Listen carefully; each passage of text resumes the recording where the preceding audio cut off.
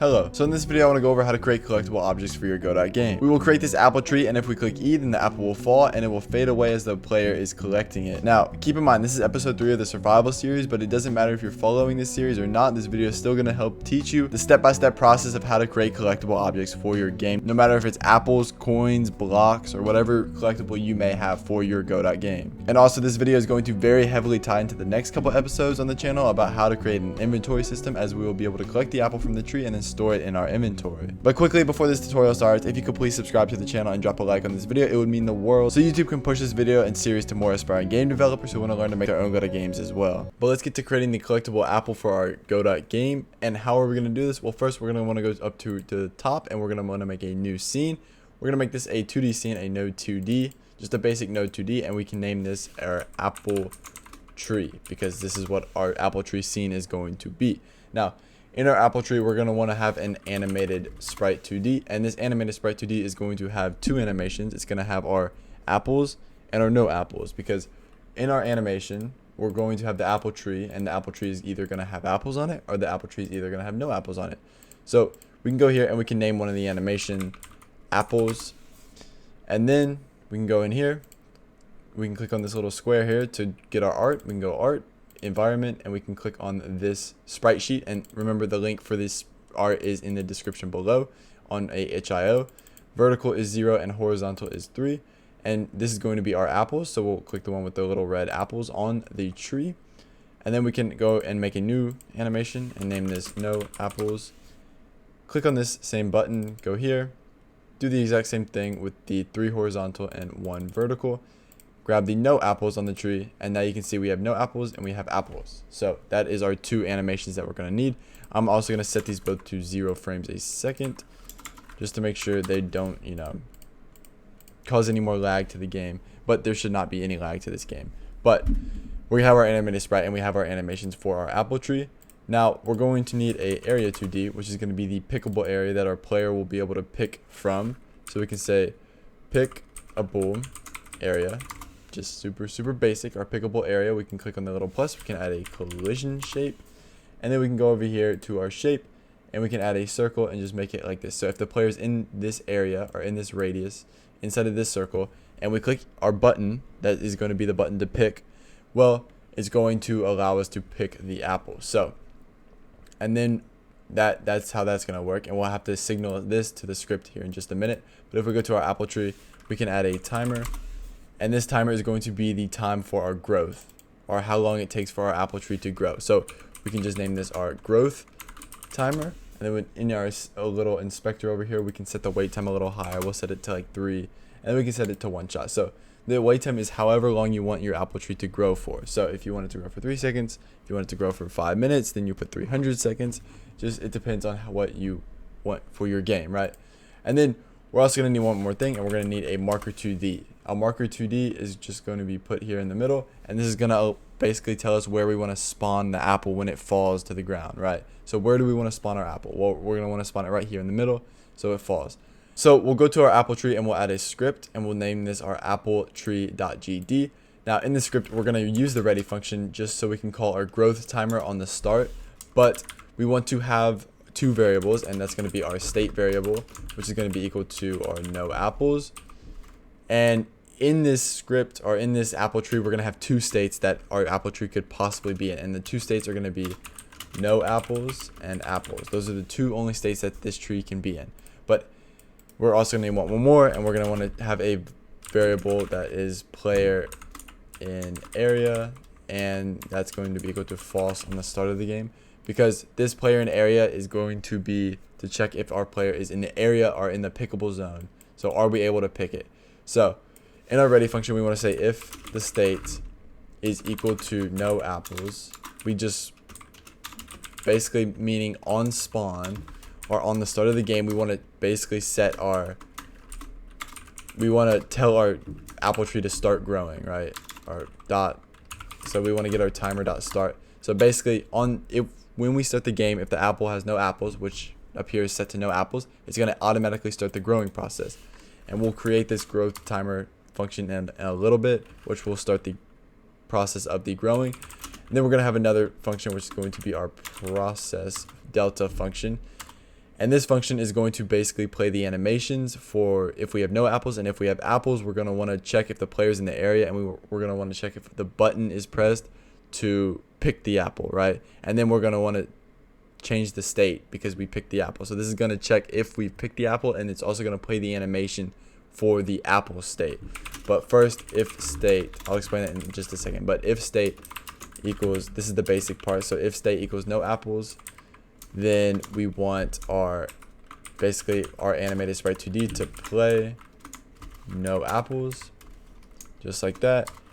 But if the state is equal to apples, right? So if the state is equal to apples, first of all, we're going to want to play our animation, right? So animated sprite dot play apples, but we're also going to want the ability to pick the apple tree, and we're going to want the ability to pick the apples off the apple tree. So first, we'll check if the player is in the area. So if the player is in the area is equal to true, then we're going to want to see if our input dot action is pressed, because if our player is in the area, the state is equal to apples, which means there's apples on the tree, the player is in the area, and if we click the button to pick an apple, well, we're going to want to actually pick the apple.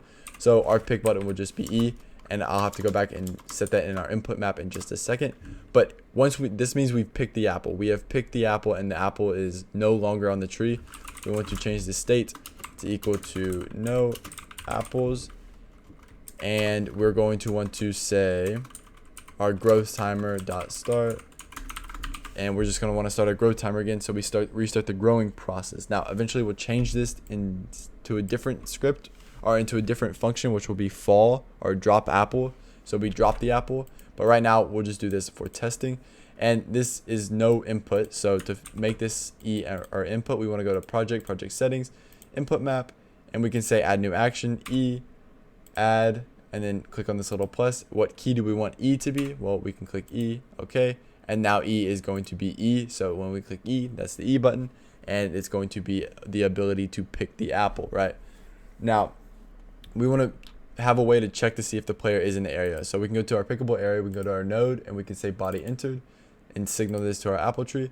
We go to pickable area, body exited, and we can signal this to our apple tree as well. And then we can basically, in both of these, we can have one of the, or it's going to be kind of the same. We can say if the body, so basically if the body that has entered has the method player, then we want player and area to equal to true, and then we want to copy this but basically have it the opposite, and we want to say if body dot has method player, and this is exiting the area. So if this body that exits the area has method player, then we want the body and area to be, the player and area to be false, because the player will no longer be in the area. And the only reason this works is because it's checking our player to make sure it has this function, and we do have a player function on our player. So this is going to return true, and we'll go and change the player and area variable. And then we also want to go to our growth timer and send a timeout signal to our apple tree. And in this little script, we want to say if the state is equal to no apples, right? So we only call this growth timer whenever we have picked the apple or there's no apple in the tree, or when we first reset the tree. So the state is going to equal no apples. There's no way it doesn't equal no apples, right? But we just want to double check and say if state equals no apples, then state is going to equal the apples, right? So whenever we call this, it's going to wait for the 3 seconds that the timer has, and then once it goes off, it's going to change the state into apples, and then that means we're going to go back up here. It's going to start playing this animation, and it's going to be checking if we're in the area, and if we are in the area, it's going to be checking for our input. So if we go to our world, we go to the instance, and we can instance apple trees into our world. You can see that this apple tree will work. We'll instance 2 of them real quick. 2 apple trees, just like this. We play the game, F6 in our world, and then we can run around and we can see that these apple trees are going to grow. And if we're over here and we click E, nothing happens. If we come up close, we click E, you can see that it disappears, and it should grow back, right? Boom. And it will disappear as we click E. But now we have to have a way for the apple to actually fall to the ground and have a little animation of us actually picking the apple and it printing down here that we have +1 apples. So How are we going to do that? Well, so we can do this by going up to our top. We can create a new scene, and we can name this scene a static, or the scene needs to be a static body 2D. And then we can rename our static body 2D to our Apple collectible, just like that. And then in this collectible, what are we going to want? So I'm going to keep it basic real quick, and we're just going to add a sprite just for testing. And then on this sprite, we can make the texture into the little Godot icon just for now. And then we can go back to our, or we can save this scene into our scenes folder. And then we can go back to our apple tree just so we can make sure we can spawn this apple, right? Because we want to be able to make sure we can spawn this apple. And we can go up to the top, make a brand new variable. And we can say var apple is going to equal preload. And we want to kind of load that scene in. So we can say, let's see, so it's going to be res / it's going to be in our scenes folder, and we want it to be Apple collectible. So we want to make sure we're loading the right scene in. And then we can go down and create a brand new function. This is the function I was talking about a little earlier about the drop apple function. Now in this function, we're going to want to first instance our apple. So we want var apple instance and apple dot instiate, which is the new Godot little function. It used to be instance, but now it's instiate. So we'll do that, and then we want to have our apple instance dot global, and I'll explain how this works here in just a second. But global position, and we want this to equal to our marker 2D, which we added, which is in the middle of our tree. So we spawn the apple in the, just like this. So basically it's going to take our apple scene, and it's going to say the apple scene's global position is going to be equal to our marker 2D's global position. So this is going to make our apple spawn on top of our marker 2D, which is in the middle of our apple tree. So it's going to spawn at that position. So it's going to look like it shows in the middle of the tree. And then we want to actually show it on the screen. So we want to say get parent dot add child, and then we want our apple instance, and then we can have a little wait time, right? And we want to say await dot, or await, not dot, but await get tree. This is going to give us a little wait time, so it's going to wait 3 seconds before it starts the grow timer. So it's going to be a 6-second delay, so we have time to see our apple laying on the ground. So the apple is going to lay on the ground for 3 seconds. Then in 3 more seconds, it's going to show the growth timer of the tree. So we can say get tree dot create timer 3 dot time out. So this is kind of just a quick timer, and you don't really need this. This is just so we have a little time to actually see the apple fall and stuff. But we can say our grow timer dot start, and we can kind of restart our grow timer. And we want to go up here into our process function, and we want to remove this grow timer function.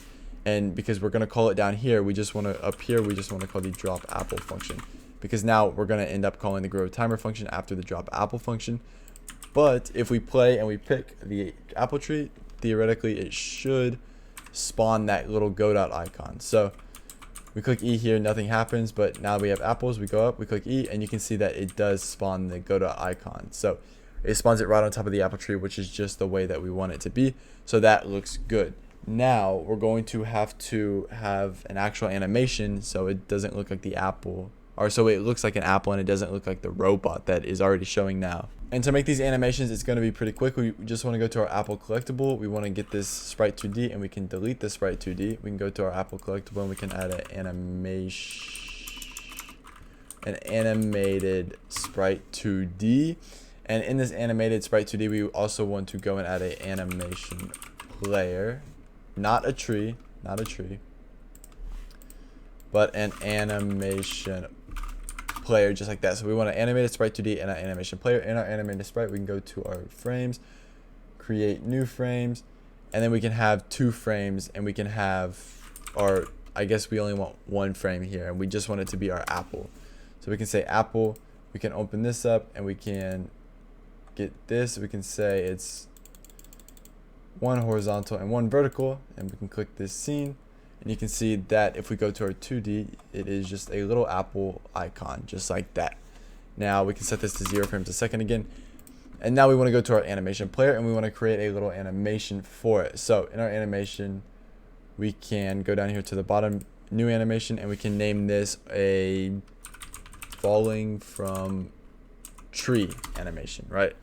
Now in our falling from tree animation, we want to add a track and we want this to be a property track of our animated sprite 2D. And we want this to be the position. We also want to go to our add track, property track, and we want to add another track of the animated sprite. We want this to be the rotation. And we can go, and first of all, we want to set the position, insert key here and insert key here, because we want them to start off just like they are now. And then this animation will make it like 0.3 seconds. So we can change over here in the little timer to 0.3. So it just lasts for 0.3. And at the very end, where do we want it to be? Well, we can say, we can make something up. We can come down to transform, like, we can always change this, so we can come back, but we can say like this, and then maybe we want a little rotation, so we can rotate it like maybe that or something like this, and that looks pretty good, right? So we do something like this. I think that's gonna look good. So we remember these numbers, x0, y18, and then 27.4. Go to our animation. We can insert another key. We can say the position we want it to be y18 or 19. We'll say 18. And then we can insert another key and we can say we want the position of the rotation to be at, what did we say it was? I think it was around 27. Right? So we want this to be at 27.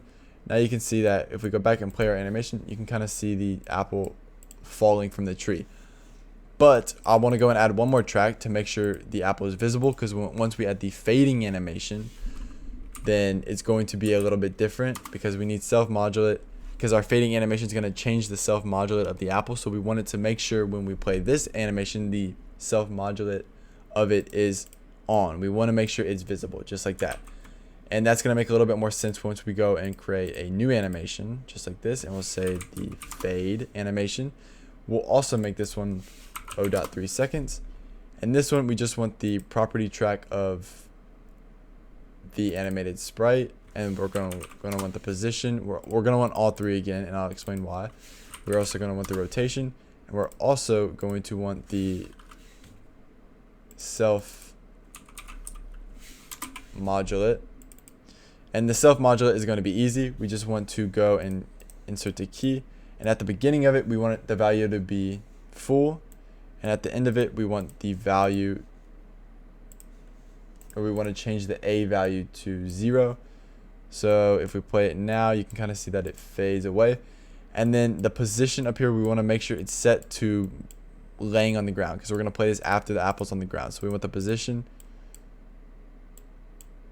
or we want the position to equal the position that the apple is on the ground, which is going to be 18. And we want the rotation to be the exact same at 27, just like that. And you can kind of see how this animation is going to work. It's going to like kind of fade out on the ground. So we're going to play this animation first, and then we're going to play the fade, so it's going to look a little bit better. Now, in our Apple collectible, we can add a brand new script, and this can be just Apple collectible script. And in this Apple collectible script, we're going to want to have a little thing that kind of controls the way that the apple does its animations when it is spawned into the world. So we want, in our ready function, we're going to just call our animation. We can say fall from tree. And the reason we're calling this in our ready function is because when the apple is spawned in the world, it's going to instantly go in this ready function. So the moment the player picks the apple, it's going to call this ready function, and that's going to call our fall from function tree, our fall from tree function. And in this function, we're going to want to say we want, so the moment the apple is spawned into the game, we want to play our animated sprite dot play our falling from tree animation, we called it falling from tree animation. And then we want to have a little timer here and says await dot get tree, and we're going to want to have some time just so the player can watch the apple fall to the ground. So we can say timer, and then however long you want the apple to sit on the ground. I guess we'll say like 1.5 seconds. We want the apple to sit on the ground for 1.5 seconds before we play the fade animation. So we want the apple to sit on the ground for 1.5 seconds, and then we want to go here and we want to call the fade animation. And then we're going to, for now, we'll keep it basic and just say print +1 apples, and now we'll print in the output that we gained an apple. And here we said something wrong. We said, what did we say? Let's say, so we said get tree.create timer 1.5.timeout, and we forgot to call the function behind the get tree. So we'll say get tree function.create timer, and that works. And then once we play the fade, we know that the fade animation lasts for 0.3 seconds. So we want to play another timer, just like that. We want to start another little timer here. And this timer is going to last for the amount of time that the fade animation lasts. So the fade animation lasts for 0.3. So we'll play this for 0.3. And then we'll say timeout. And then once we time out, then we'll just queue free the apple from the scene. So if we go to our apple tree, or if we go to our world and we play, theoretically everything should work. So I hope it works. But if we go up to the tree, and it should work, and I'll explain why it works in just a second. We pick the apple. It does not look like it works. And why is that? Oh, okay, now I do not feel very smart here, because I just realized that this is just our animated sprite 2D, and we need to be calling our animation player. So this is completely on me, and it should be our animation player, because that's where we created our animations. We did not create these animations in our animated sprite. We created them in our animation player. So basically, when we play the apple tree, none of the animations are able to be played. So now if we go to our world and we play, once we make that little change, you can see that the apple falls to the ground and it fades away, and it says +1 apple down here in the bottom. Falls, fades, falls, fades. But if we're out here, we can't, and we're clicking E right now, we cannot pick the apples. Go up, apples fall, and you can pick it. It says +1 apple. Go up, apple falls, +1 apple. But remember, in the next episode, we're going to be going over, and these, every time we pick an apple and it falls, it's going to, the player will be able to collect it. It's going to go straight into our inventory, which is going to be built down here, and we're going to have inventory, and the apples will be able to stack into stacks of 3 before creating a new stack in the inventory. So that's going to be a very useful tutorial, and I think a very advanced, complex, and well built inventory system that I've been going over for a little while now. But I hope this video helped you out, and I hope you now know how to create collectibles, or have a little bit more knowledge about how to create collectibles. I'll have all the links to all the episodes in this series in a pinned comment if you want to go check out all the other episodes. Like the inventory system will be episode 4 and 5. Thank you so much for watching. If you could please subscribe and drop a like so YouTube can push this video series to more aspiring game developers, it would be greatly appreciated. But until next time, stay safe and have a wonderful rest of your day.